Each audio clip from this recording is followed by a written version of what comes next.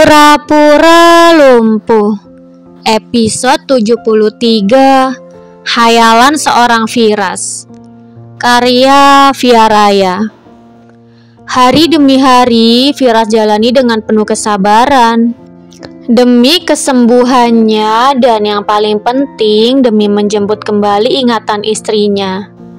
Firas tidak pernah menanyakan apapun perihal Prita pada kedua orang tuanya.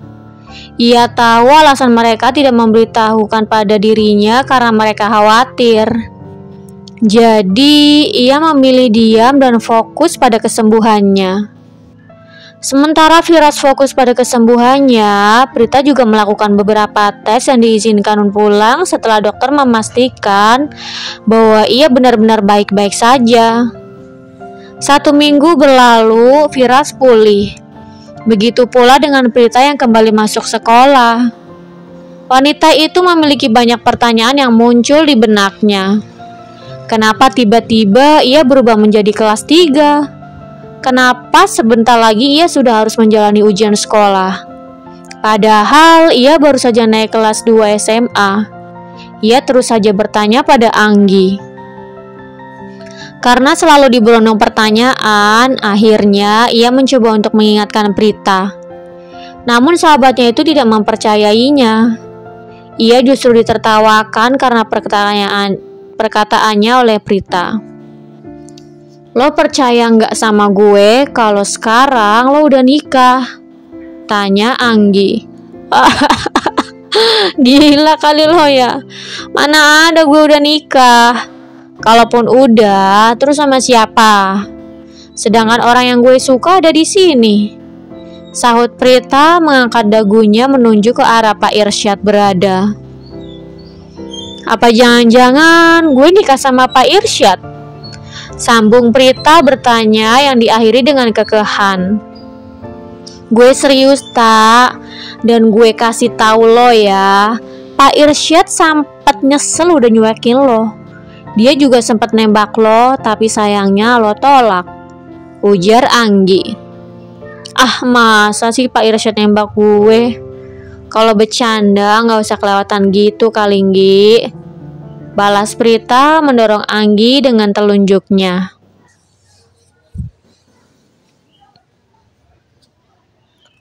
Wanita itu menunjukkan ekspresi malu-malu, dan dalam hatinya juga berdoa agar apa yang sahabatnya katakan akan terkabul. Capek gue ngomong sama lo. Mending juga gue makan. Udah pada demo nih cacing. Ujar Anggi kesal. Anggi kesal karena Prita tidak mempercayai setiap perkataannya. Ia lebih memilih pergi meninggalkan sahabatnya dan ke kantin untuk memesan makanan. Lo kenapa sih, Nggi? Kok kusut gitu muka lo? Tanya Hegar. Gak apa-apa. Udah mending lo urus-urusan lo sendiri. Gak usah urusin gue. Ketus Anggi. Biasa aja kali. Sebenarnya lo kenapa sih? Tanya Hegar lagi semakin penasaran. Gebetan lo tuh ngeselin banget. Balas Anggi menunjuk ke arah Prita yang sedang berjalan ke arahnya. Emang Prita kenapa?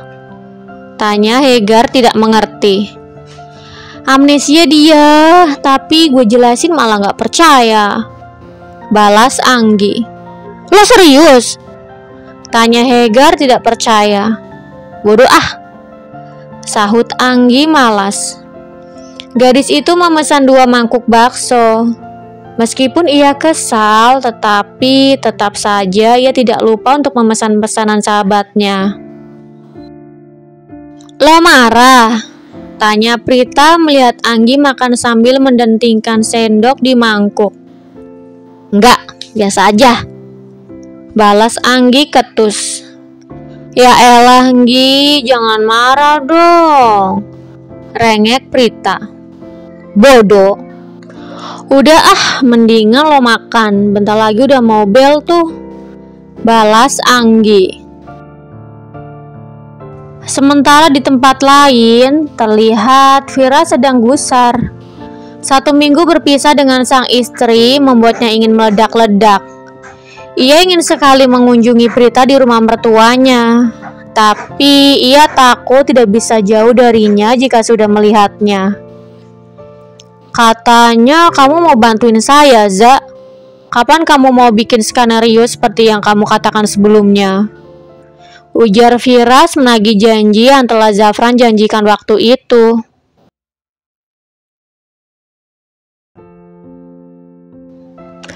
Setelah saya pikir-pikir, lebih baik Bapak langsung jemput Ibu Prita saja.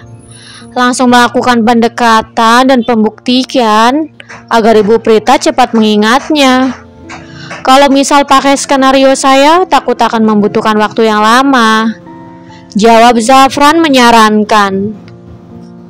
Terserah apapun itu, yang penting Prita bisa mengingat semuanya.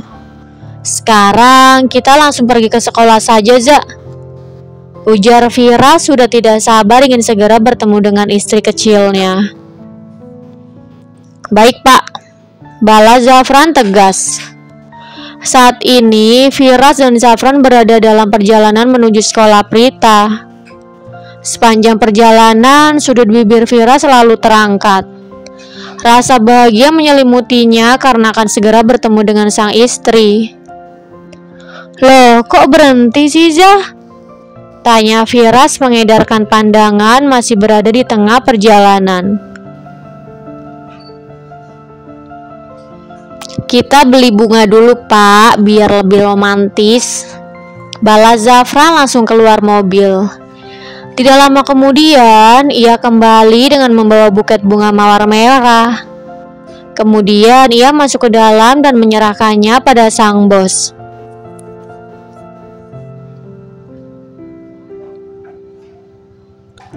Nanti Bapak langsung masuk ke dalam saja. Tidak perlu menunggu di halte. Bapak langsung menunggu di depan kelas. Setelah jam belajar selesai, Bapak masuk ke dalam dan berlutut sambil menyerahkan bunga ini. Ujar Zafran sambil menyerahkan buket bunga mawar. Kayaknya romantis banget ya, Zah. Balas Firas menerima bunga itu sambil tersenyum. Belum apa-apa, Firas sudah membayangkan bagaimana ekspresi Prita. Padahal ia belum tahu reaksi apa yang akan Prita berikan padanya. Mungkin jika gadis itu mengingat semuanya, ia akan dengan senang hati menerima perlakuan romantis itu. Namun sekarang, gadis itu tidak mengingat apapun. Lalu, bagaimana tanggapan Prita nanti setelah melihat Firas berlutut sambil menyerahkan buket bunga di depan teman sekelasnya? Akankah ia menerima dengan senang hati atau justru menolaknya? Cepet, Za, saya sudah tidak sabar ingin bertemu dengan istri saya. Sambung Firas meminta agar Zafran bergegas menuju sekolah. Jantung Firas berdegup tidak beraturan kala sudah berada tepat di depan pintu kelas istrinya. Ia terlihat seperti ABG yang akan menyatakan perasaannya. Tangan kirinya terkepal kuat dengan tangan kanan yang meremas buket bunga. Ia sedang berusaha untuk menghilangkan rasa gugupnya. Akhirnya, bel yang ditunggu-tunggu pun tiba. Setelah melihat guru keluar, Firas menarik nafas dalam-dalam dan menghembuskannya perlahan. Kemudian, ia bergegas masuk ke dalam. Ia berhenti tepat di depan pintu dan menatap wajah istrinya. Rindu, itulah yang ia rasakan saat ini. Kalau bisa, ia ingin memeluknya erat-erat dan membawanya pulang ke rumah. Ia ingin mengurung istrinya sehari 1 malam di dalam kamar, dan akan membuat sang istri tidak bisa berjalan. Namun sayangnya, itu hanya hayalan seorang Firas saja. Ia melangkahkan kakinya mendekat ke arah Prita. Kemudian ia langsung berlutut dan menyerahkan buket bunga itu pada sosok yang sangat dirindukannya. Seluruh isi kelas hanya terdiam. Mereka sudah tahu siapa Firas sebelumnya. Hanya anak-anak gadis saja yang merasa iri mendapat perlakuan romantis seperti itu dan tidak dengan anak laki-laki. Duh, so sweet banget sih tuh om-om. Gue juga mau kalau om-omnya kayak suami Prita. Ketika tidak melihat pergerakan apapun dari Prita, mereka bersorak agar Prita mau menerima buket bunga pemberian Firas. Kayaknya mereka lagi berantem deh. Kayaknya sih gitu. Anak-anak gadis mulai saling berbisik membicarakan sikap Prita terhadap Firas. Mereka sama sekali tidak tahu kalau Prita mengalami amnesia. Mending kita bantuin aja tuh om-om. Kan kesianan lututnya jadi sakit kalau kelamaan berlutut. Terima, terima, terima. Sorak-sorai seluruh isi ruangan. Prita mengedarkan pandangannya heran. Kenapa teman-teman sekelasnya justru mendukung Firas? Ia menoleh ke arah Anggi dan sahabatnya itu hanya mengedikkan bahunya. Sebenarnya dia siapa? Kenapa gue ngerasa gak asing? Kenapa juga jantung gue berdebar buat dia? Batin Prita bertanya-tanya. Hayolah sayang, kamu gak kasihan sama aku? Lutut aku pegel ini, ujar Firas. Sayang? Kenapa dia manggil aku sayang? Batin Prita sambil mengerutkan keningnya. Maaf, tapi saya gak kenal sama om, balas Prita. Jantung Firas seperti diremas-remas mendengar jawaban istrinya. Akhirnya ia melihatnya secara langsung bahwa sang istri benar-benar mengalami amnesia. Bukannya gak kenal, tapi kamu gak inget aja. Bahkan teman-teman di sini tahu siapa aku, ujar Firas dengan manik mata yang sedikit berkaca-kaca. Ya kan teman-teman? Sambung Firas berteriak, yang kemudian diiyakan oleh seluruh isi kelas. Prita tidak percaya bahwa teman-teman sekelasnya akan mengiyakan ucapan Firas. Untuk memastikannya, ia kembali bertanya pada Anggi. Bener Nggi? Tanya Prita memastikan. Iya, dia itu laki lo yang tadi gue bilang, balas Anggi. Apa? Teriak Prita sambil bangkit berdiri. Tiba-tiba kepalanya terasa pusing.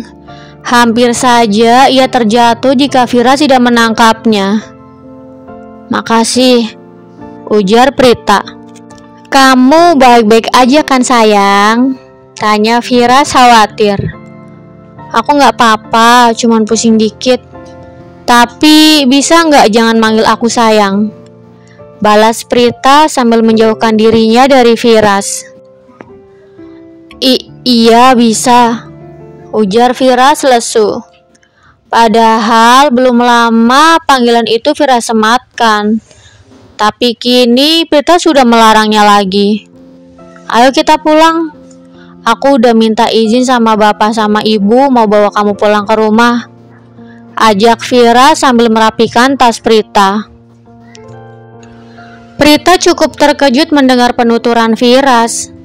Bagaimana bisa ia pulang ke rumah orang yang tidak dikenalinya? Maaf, aku gak bisa dan aku gak kenal kamu, tolak Prita merebut tas yang kini berada dalam genggaman Firas. Ia berjalan melewati Firas yang sedang terkejut mendapat perlakuan seperti itu dari istrinya. Tunggu, teriak Firas. Apalagi sih? Prita berhenti tanpa menoleh ke belakang. Turunin aku, teriak Prita karena Firas langsung mengangkat tubuhnya dan meletakkannya di bahu kekar laki-laki itu. Sepertinya Firas melupakan peringatan Zafran bahwa ia tidak boleh terlalu memaksa Prita. Kira-kira apa yang akan terjadi setelah itu? Bersambung. Jangan lupa untuk like, komen, share, subscribe, dan tekan tombol lonceng untuk mendapatkan notifikasi episode selanjutnya. Terima kasih.